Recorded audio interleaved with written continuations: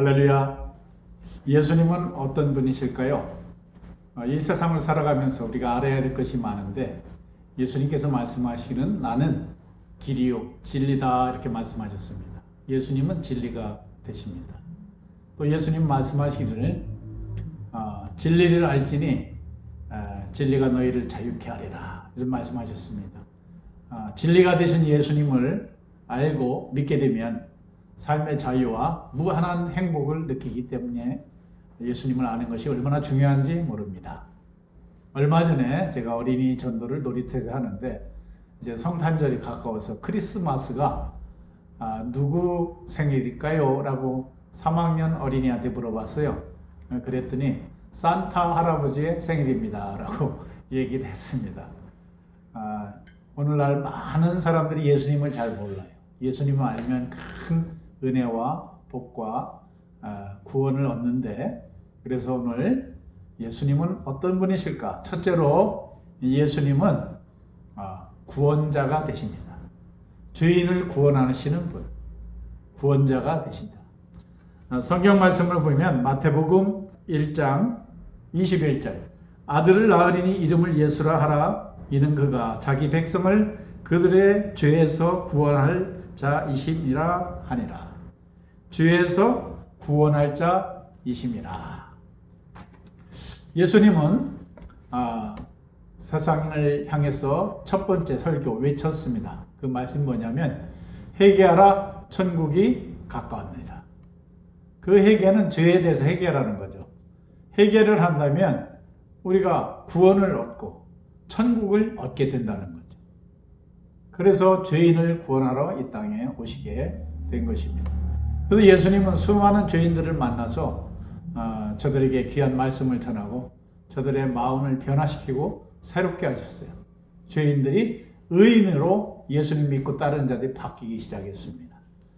특별히 십자가상에서 예수님이 우리의 죄를 위해서 십자가 달려 죽으시는데 양쪽에 죄를 그 시대에 크게 지은 강도와 같이 큰 죄를 지은 두 사람이 있었는데 한 사람은 예수님을 모르는 상태에서 예수님을 저주하다 십자가에서 피 흘려 죽었고, 다른 한 사람은 예수님을 보니까 들은 바에 여러 가지 정황대로 이분이 정말 구원자다라는 사실을 알게 됐어요. 죄가 없으신 분, 죄인을 구원하신 분.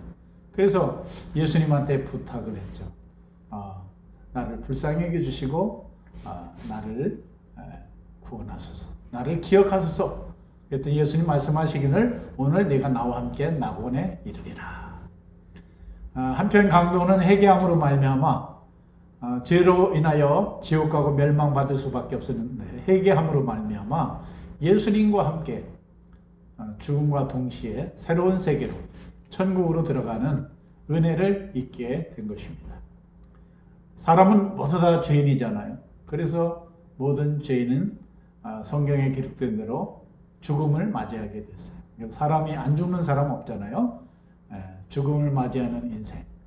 이 죽음을 맞이하는 인생에게 예수님께서 십자가의 피를 흘리심으로 죄를 용서하심으로 말미암아 누구든지 믿는 자는 한 번 육신은 죽지만 두 번째 죽음은 지옥에 가는 게 둘째 사망인데 둘째 사망이 없이 영원한 천국에 들어가게 되는 것입니다. 예수님은 우리의 죄를 용서하시고 우리의 죽음을 극복해 하시고 그리고 천국으로 이끌어서 영원한 생명을 누리게 하시는 분이라는 사실을 알게 될 때 우리는 예수님을 믿음으로 정말 구원받고 죄사함받고 영생 얻는 은혜를 누리는 복을 받아야 되겠습니다.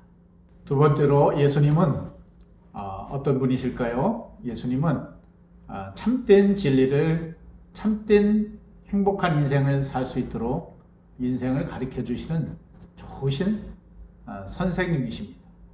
인생을 가르치는 선생님. 마태복음 11장 28절에서 30절 수고하고 무거운 짐진 자들아 다 내게로 오라. 내가 너희를 쉬게 하리라. 나는 마음이 온유하고 겸손하니 나의 멍에를 메고 내게 배우라. 그리하면 너의 마음이 쉼을 얻으리니 이는 내 멍에는 쉽고 내 짐은 가벼움이라 하시니라. 우리가 인생을 살아가는데 어떻게 사는 것이 행복하고 어떻게 사는 것이 지혜로운 것인지 이런 것을 우리가 알기는 힘듭니다. 어떤 선생님이 인생을 먼저 산 사람이 좋은 그런 지혜 있는 사람이 인생길을 가르쳐 주면 좋겠죠. 예수님은 선생님 중에 선생님이시죠. 그래서 우리가 무거운 짐을 지고 가는 것처럼 힘들게 인생을 살아가는데 우리의 마음도 힘들고 우리의 육체도 힘들고 근데 예수님한테 인생의 진리를 배우면 이 힘든 무거운 짐을 진 것 같은 그런 고달픈 인생을 우리가 자유하면서 지혜롭게 우리 마음도 가볍고 삶도 가볍게 살아가는 자유를 얻는 그런 예수님의 가르침이 있습니다. 예를 들면 우리가 세상을 살다 보면 인간관계에서 서로 다투고 싸울 때 있어요. 가정에서 서로 다투고 학교에서 직장에서 서로 다투고 세상에서 서로 다투고 나라와 나라끼리 전쟁이 일어나고 이게 참 너무나 힘든 상황을 우리가 다툼에서 일어납니다. 그런데 예수님은 말씀하시기를 7번씩 70번 용서해 주라 그렇게 말씀하셨어요. 그러니까 용서를 많이 하는 그 마음을 배우는 거죠. 예수님한테. 그러면 인간관계에서 용서가 훈련이 돼서 70번씩 7번 용서한다는 것은 정말 대단히 용서 잘하는 거죠. 근데 용서를 잘하다 보면 가정에서도 평화가 오고 학교나 직장과 세상에서 서로 용서하면 서로 천국을 누려서 우리의 인생이 가벼워지는 거예요. 인생살이가. 용서하지 못하면 잠도 못 자고 용서하지 못하면 살인도 하고 더 어려움이 생기는 거예요. 그래서 수고하고 무거운 짐은 다 내게로 오라. 내가 너희를 쉬게 하리라. 내게 와서 배우라. 그러면 너희 마음이 쉼을 얻으리라 그랬어요. 우리가 인생을 살아보면 고민이 많잖아요. 그런데 그때 성경에 예수님 가르침이 있어요. 참 좋으신 선생님이신 예수님께서 가르치는 대로 우리가 용서할 줄도 알고 배려할 줄도 알고 겸손하게 살고 다른 사람을 나보다 더 좋게 여기고 예수님 가르치는 대로 살면은 우리가 마음도 늘 평화롭고 행복하고 가볍고 우리의 인생길도 사랑에 충만한 행복한 삶을 살 수가 있습니다. 우리의 인생을 행복하게 가르쳐주는 선생님이신 예수님을 잘 믿으시길 바랍니다. 예수님은 어떤 분이실까요? 예수님은 마음의 병과 육신의 병을 고쳐주시는 의사가 되시는 분이십니다. 성경에 보니까 예수님께서 많은 병자들을 세상 의사가 못 고치는 병자들을 고쳐주셔서 저른발이, 눈먼 맹인, 그 다음에 중풍병자, 모든 귀신 들린 자, 모든 병을 고쳐주시는 것을 보게 됩니다. 마태복음 8장 16절 말씀, 병든 자들을 다 고치시니 라고 기록되어 있어요. 예수님은 못 고칠 병이 없이 다 고쳐주시는 귀하신 분이십니다. 우리가 병들었을 때 예수님의 이름을 부르며 나아갈 때 예수님께서 우리의 육신의 질병을 고쳐주심을 경험하기도 합니다. 저도 지금까지 살아오면서 기도해서 병 고침받은 적이 기억되는 한 가지가 있는데 번데기를 먹고 홧김에 식중독이 크게 걸렸어요. 근데 병원 가려는 찰나에 제가 누님이 새드는 그 주인이 새집 주인이 교회 가면 기도하면 병 낫는다며요 라고 비아냥거리는 게 아니라 진지하게 얘기하는 거예요. 교회 안 다니는 분이.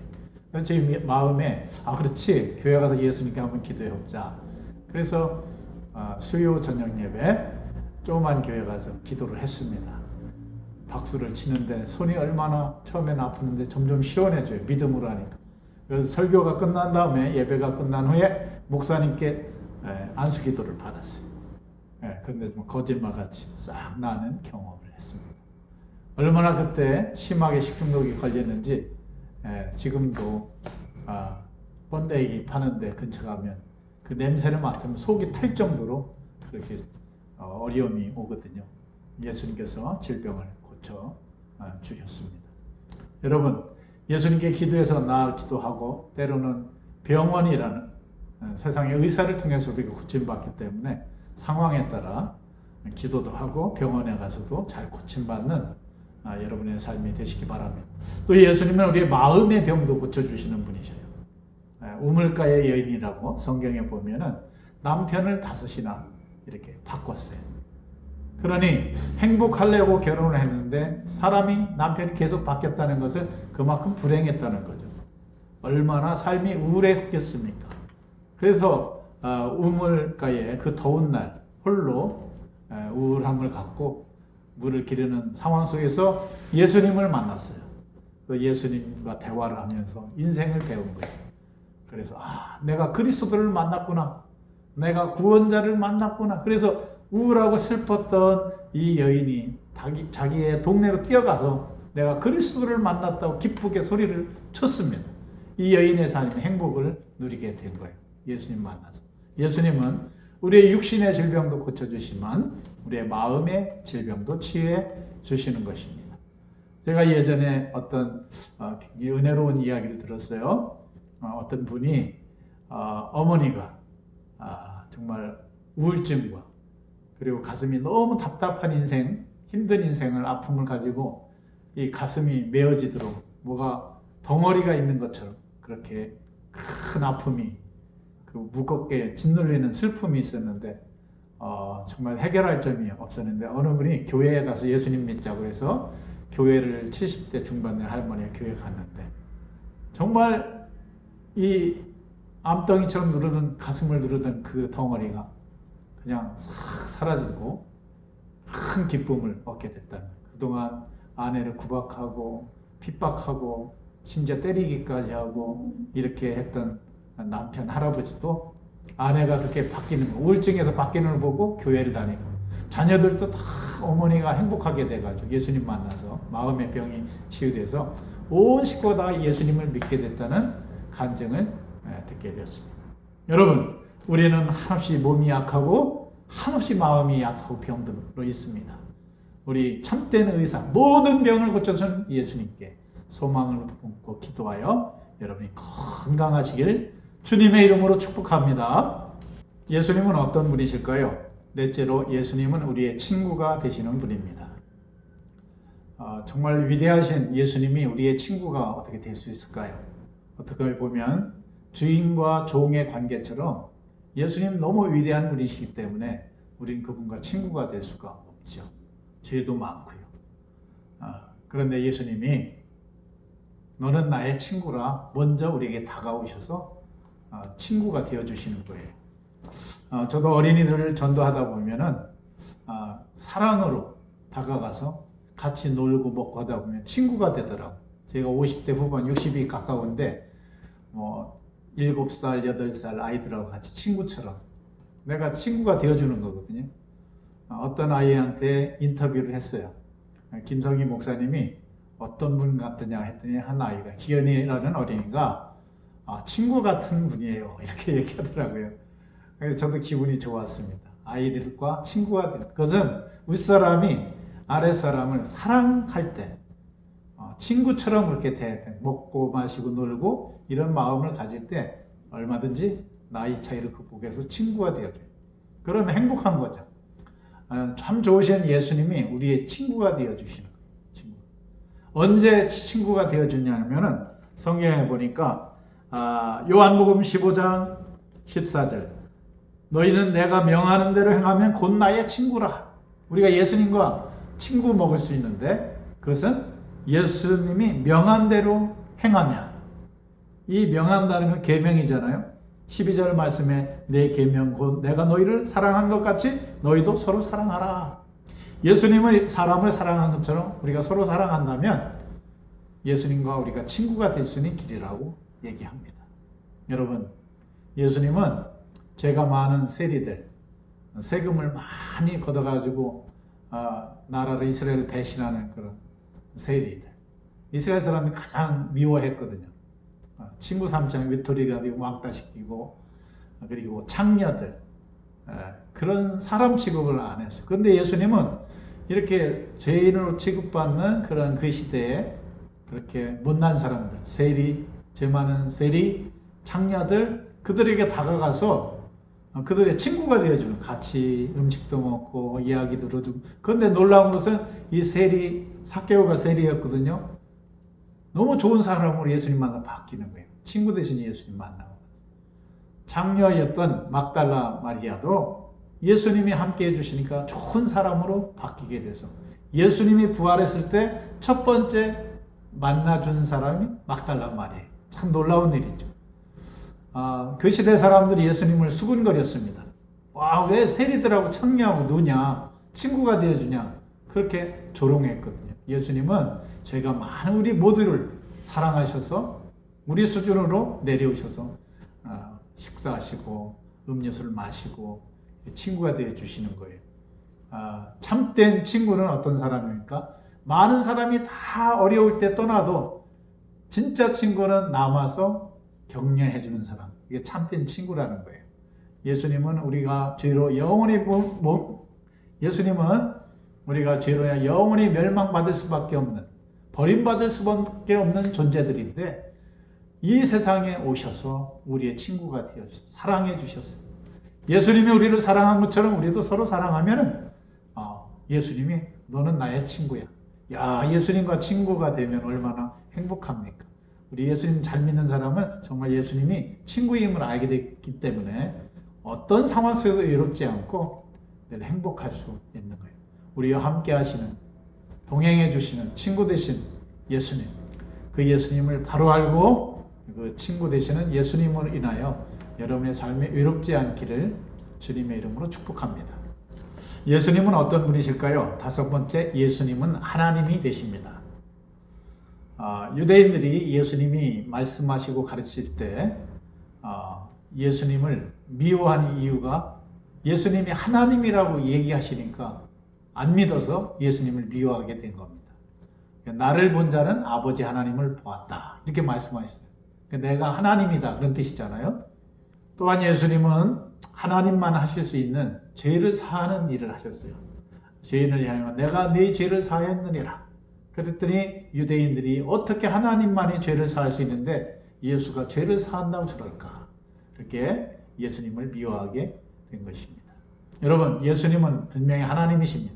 하나님이 할 수 있는 일들을 많이 하셨어요. 그래서 죽은 나사로를 살리셨잖아요. 물고기 2마리와 보리떡 5덩어리로 5,000명을 먹이고도 남는 일을 하셨습니다. 무리를 걷기도 하시고 풍랑이 일 때 그 파도를 세찬 풍랑들을 잔잔케 하신, 잠잠하라, 이렇게 말씀도 하셨던 것을 보게 됩니다. 성경 말씀 요한복음 1장 1절에 보면은 태초에 말씀이 계시니라, 이 말씀이 하나님과 함께 계셨으니 이 말씀은 곧 하나님이시라. 말씀이 하나님이시다 그랬어요. 요한복음 1장 14절, 말씀이 육신이 되어, 말씀은 하나님이라고 그랬죠. 말씀이 육신을 입고 오셨다는 것은 예수님을 말하잖아요.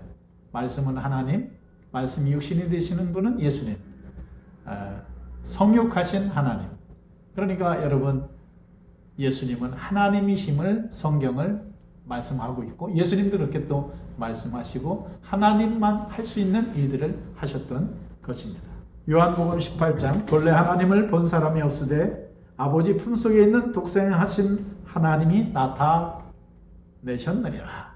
우리가 하나님은 볼 수 없잖아요. 그런데 하나님을 볼 수 있게 된 것은 독생자이신 예수님, 하나님이 육신을 입고 오신 예수님을 통해서 하나님을 보게 됐다, 이렇게 말씀하고 있습니다. 사랑하는 여러분, 우리가 전능하신 하나님을 믿고 나아가는 우리의 삶 속에서 정말 예수님이 이 땅에 오신 눈으로 볼 수 있는 하나님이셨다는 것을 알 때 얼마나 하나님이 사랑이 많으시고 능력이 많으시고 우리 인간들을 사랑하시는지를 예수님 통해서 볼 수가 있잖아요. 예수님은 하나님이십니다. 진리를 알지니 진리가 너희를 자유케 하리라. 예수님을 알게 되면 우리의 삶이 자유하게 된다. 돈에 대해서 자유하고, 건강의 문제에 대해서, 고민에 대해서 자유하고, 여러 가지 인생의 아픔에 대해서 자유하고, 죽음에 대해서 자유하고. 정말 예수님이 우리의 첫 번째 구원자가 되시고, 두 번째로 예수님은 우리에게 인생을 참되게 행복하게 인생을 가볍게 살게 가르쳐주는 선생님이 되시고, 예수님은 우리의 마음의 병과 육신의 병을 고쳐주시는 의사가 되시고, 또한 네 번째, 예수님은 우리의 인생의 친구가 되어줘서 내가 너와 늘 함께 하리라 이렇게 말씀한 것처럼 친구가 되어주시는 너무나 고마우신 분이며, 또한 마지막으로 다섯 번째, 예수님은 하나님이 되셔서 정말 전지전능하신 능력자가 되셔서 우리의 모든 일들을, 인생의 문제를 해결해 주시는 참 좋으신 분이십니다. 여러분, 예수님을 더 깊이 있게 성경을 통해서 알고 예수님을 만나시고 예수님과 함께 인생을 살아가는 그런 행복하고 복된 인생을 사시기를 예수님의 이름으로 축복합니다.